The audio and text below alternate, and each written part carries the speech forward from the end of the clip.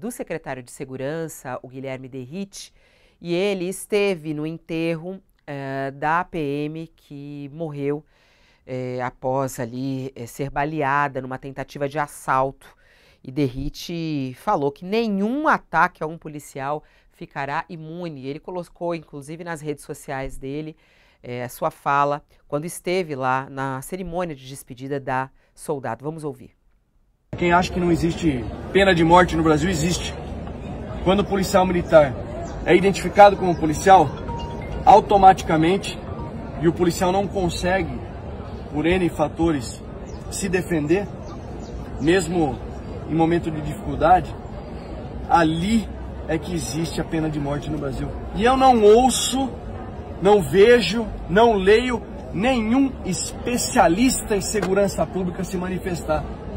Recentemente, eu não sei se é burrice, canalice, desonestidade, eu recebi um artigo científico que eu não sei nem quem é, porque quando eu vejo ali, deixa eu ver se é policial que está falando, se não é policial, não é especialista em nada.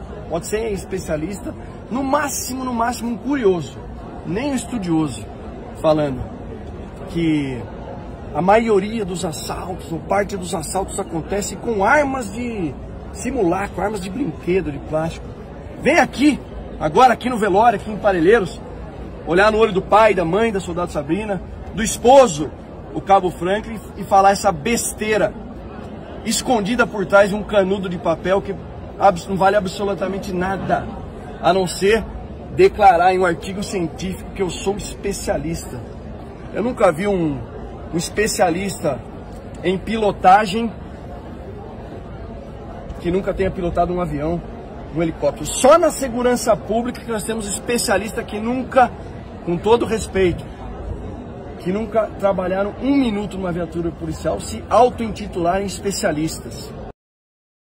Tá aí o ataque de Derrite aos especialistas na área de segurança pública e que são até acionados aqui pela imprensa para entender tudo o que acontece, né? A gente vai até falar como especialista na área de segurança pública, a Samira Bueno, que é pesquisadora em segurança pública há muitos anos e que participa também há muitos anos do Fórum Brasileiro de Segurança Pública, que reúne centenas de especialistas em segurança pública dentro da polícia, fora da polícia, dentro da área militar, fora da área militar, dentro das universidades, dentro dos governos, enfim, o fórum que é um lugar amplo de discussão e de pesquisa e análise de segurança pública e que tem ajudado muito no diagnóstico do que acontece no nosso país. Seja muito bem-vinda aqui ao nosso programa, doutora Samira Bueno. Bom dia. Bom dia, Fabíola, Josias, Thales, obrigada pelo convite. Entender aí, é claro que essa questão da Operação Escudo, e que é alvo de muitos ataques, né, do governo, contra o governo de Tarcísio de Freitas pela matança que aconteceu depois do episódio do litoral de São Paulo. E agora essa retomada dessa operação, Derrite ali muito indignado, claro, num momento de muita tristeza, ao enterrar uma policial que foi morta numa situação como essa, e aí ele ataca os especialistas na área de segurança pública.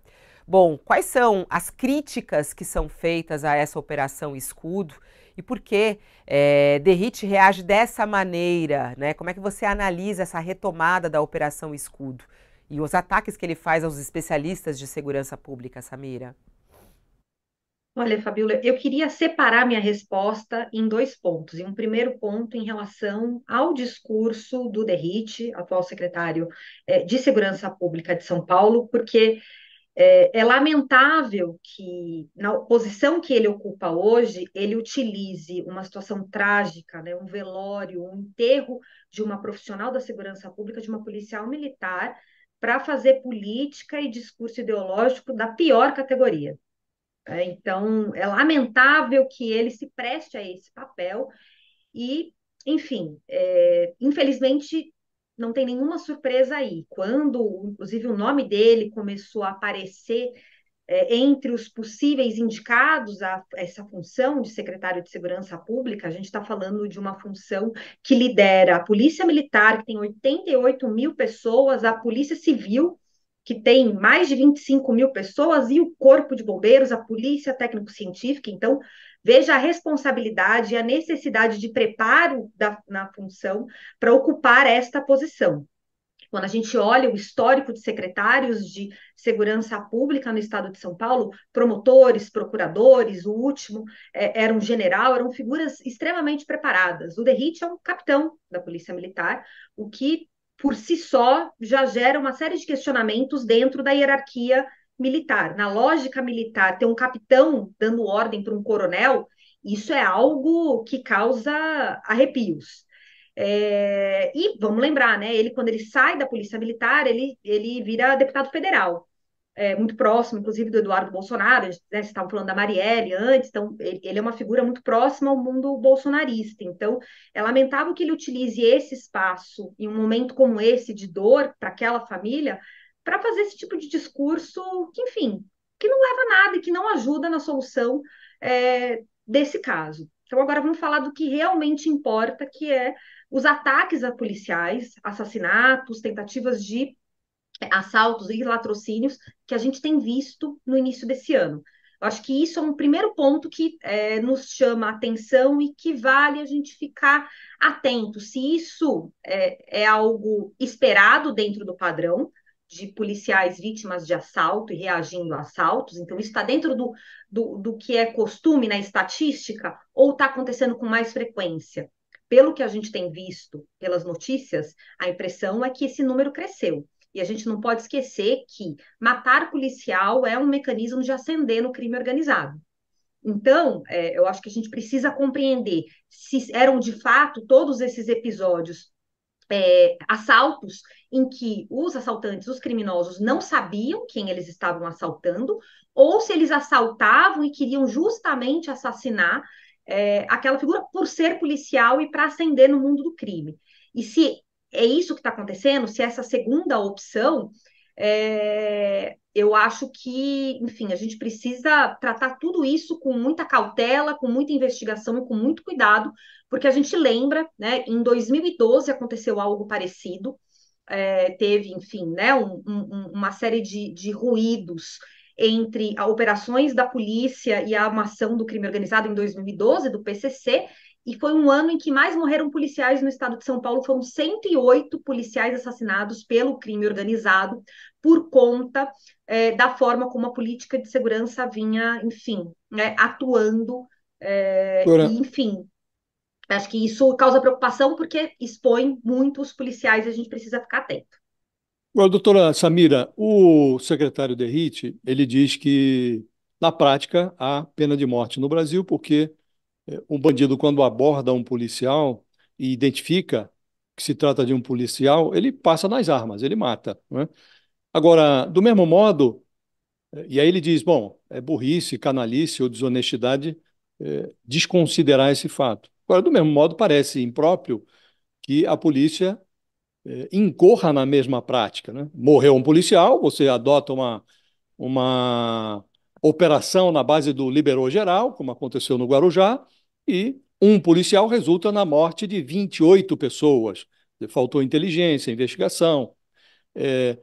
Esse tipo de comportamento, que ignora que também a pena de morte não é aceitável quando executada pela polícia, isso é burrice, canalice ou desonestidade? Eu diria que é tudo ao mesmo tempo, Josias, burrice, canalice e desonestidade, mas uma estratégia que vem sendo utilizada por diferentes políticos há muito tempo, foi o que aconteceu em 2012 e é o que aconteceu agora na Operação Escudo no ano passado, essa lógica do mata-mata, uma ideia de que a polícia pode matar sem consequências, porque afinal ela tem que fazer justiça com as próprias mãos, e isso acaba expondo ainda mais os policiais ao risco. Então, de fato, preocupa o número de policiais assassinados, mas preocupa também o número de pessoas assassinadas pela polícia, e aí eu estou usando esse termo, que é um termo forte, mas a gente está falando de fato que muitos dos casos da Operação Escudo foram, de fato, homicídios dolosos. O Ministério Público, inclusive, denunciou alguns policiais recentemente por conta por homicídios praticados no âmbito da Operação Escudo.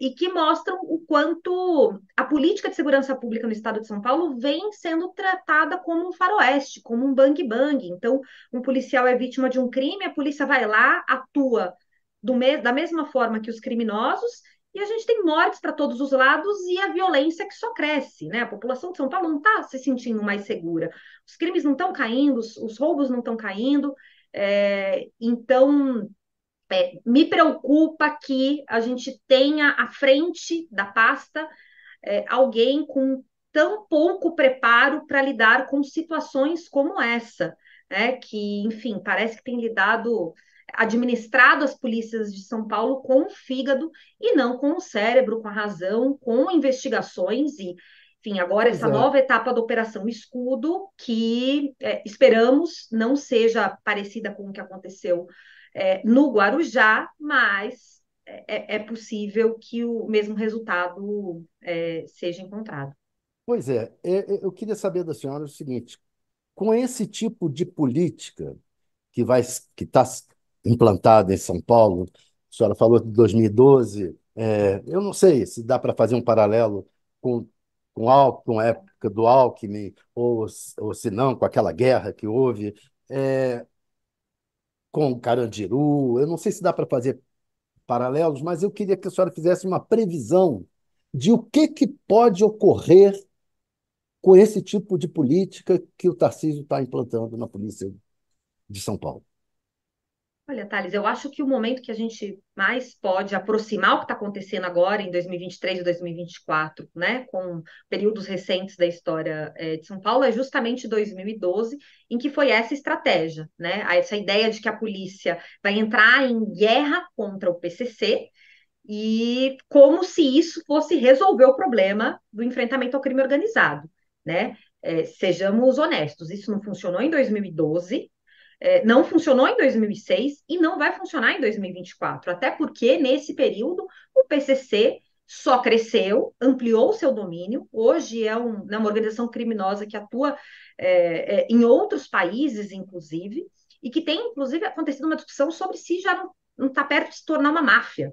Então, essa ideia de que há uma polícia que vai para cima do crime e que vai estabelecer uma guerra contra o crime organizado é uma polícia que é mais efetiva ou mais eficaz, ela não só é mentirosa, e os resultados mostram isso, como tem exposto a um enorme risco os profissionais de segurança pública, né? A gente sabe que, infelizmente, esse é um discurso que muitas vezes encontra eco, né, entre setores da população mais conservadores, mas, de novo, né, e aí o secretário fala sobre não existir pena de morte no Brasil, ou sobre existir pena de morte. Juridicamente, não existe pena de morte no Brasil. E isso vale para todo mundo, vale para o profissional de segurança pública, vale para o criminoso. Se você praticou um crime contra a vida, você precisa ser preso e julgado pela justiça. E é isso que a gente espera que a polícia faça em relação não só aos criminosos que atacaram a policial Sabrina, né, que foi brutalmente assassinada, mas também outros casos, inclusive de tentativas de latrocínio que os policiais sobreviveram, mas que foram feridos, foram machucados, e são casos que precisam ser esclarecidos. Esperamos que a Operação Escudo ela não seja uma operação restrita à ideia de um policiamento ostensivo, mas que ela invista também na investigação, ou seja, no trabalho da Polícia Civil, para que a Polícia Civil esclareça enfim, o que estava envolvido nesses casos, se os policiais foram atacados porque eram policiais, se havia envolvimento do crime organizado, até chegar aos executores e à sua prisão. Olha, Sâmia, você mencionava há pouco o fato de que a sociedade não se sente mais segura, né? Isso não é um fenômeno só de São Paulo, é um fenômeno que está presente em praticamente todos os estados da federação. Agora, considerando que os policiais são parte da sociedade, eles também estão numa situação de insegurança, né? Alguns moram, inclusive, em áreas onde a criminalidade é muito alta, estão convivendo, são vizinhos do crime, por assim dizer, né? Mal comparando, as Forças Armadas, cujo inimigo é externo, não interno, eles têm uma política de autoproteção que não se verifica no caso dos policiais. A chamada família militar é muito protegida, né? Vive em vilas militares, tem residências que preservam a integridade física do militar, dos familiares. Acha que também no caso das polícias no Brasil deveria haver uma política qualquer de proteção dos policiais, de tal modo que eles pudessem exercer a sua atividade sem correr esse tipo de risco? A gente fala muito de câmera instalada nos uniformes, que não serve apenas para vigiar o policial, mas para protegê-lo também, não é? Não está faltando essa visão da parte do Estado, uma visão que dê ao policial melhores condições de executar a sua atividade sem que esteja sujeito a esse tipo de ocorrência? 5 ataques a policiais em 24 horas? Tem meio pergunta Exatamente, para que ela Josias. Eu acho responda junto, Samira, se essa operação Escudo, ela é uma proteção para os policiais, porque ela vem com esse objetivo, quer dizer, ela protege os policiais, uma operação como essa? Vamos lá. Começando pela pergunta do Josias, depois eu respondo a sua, Fabiola. Eu acho que certamente, Josias, a gente precisa de políticas de Estado que sejam consistentes e capazes de proteger o policial. Você citou a câmera corporal, quando a gente olha os números de policiais assassinados no horário de trabalho, foi justamente com a utilização das câmeras que nós tivemos os menores números da história. Então, e essa é uma política que certamente protege o policial, mas eu acho que você também acerta quando diz que esse policial ele está numa situação de vulnerabilidade do ponto de vista socioeconômico, que ele mora em territórios periféricos, que muitas vezes também são ocupados pelo crime organizado, e isso é algo que deveria ser considerado pela política pública. Existe um programa, que é o Habite, que financia, né, daria algumas vantagens para o policial fazer o financiamento imobiliário. É uma política que existe desde 2019, mas não decolou, ela está regulamentada por lei, mas os policiais não têm conseguido acessar.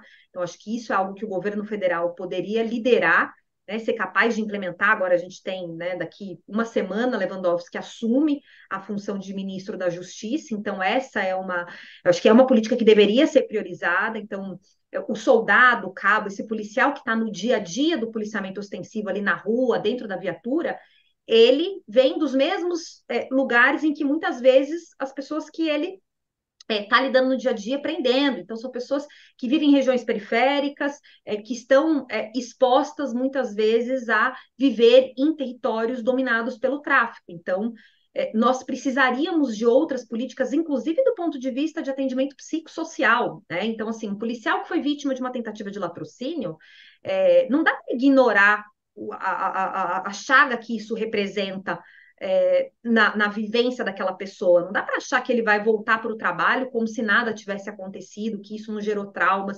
O policial que trabalhava, né, os policiais que trabalhavam com a Sabrina, os colegas que veem seus outros colegas serem assassinados. Então, a gente precisaria também de um investimento em atendimento psicossocial para ser capaz de garantir que os policiais vão lidar, né, minimamente com um contexto de tanta violência. E isso, o governo do estado, por exemplo, não fez nenhum anúncio do gênero, né, para dizer respostas necessárias para além da Operação Escudo. E aí, respondendo a sua pergunta, Fabiola, sobre a Operação Escudo, a Operação Escudo, ela basicamente, ela busca, ou deveria buscar, prender pessoas envolvidas em ataques a profissionais da segurança pública, dando uma resposta imediata, rápida, mostrando que, né, o Estado não aceita ser atacado pelo mundo do crime. Então, do ponto de vista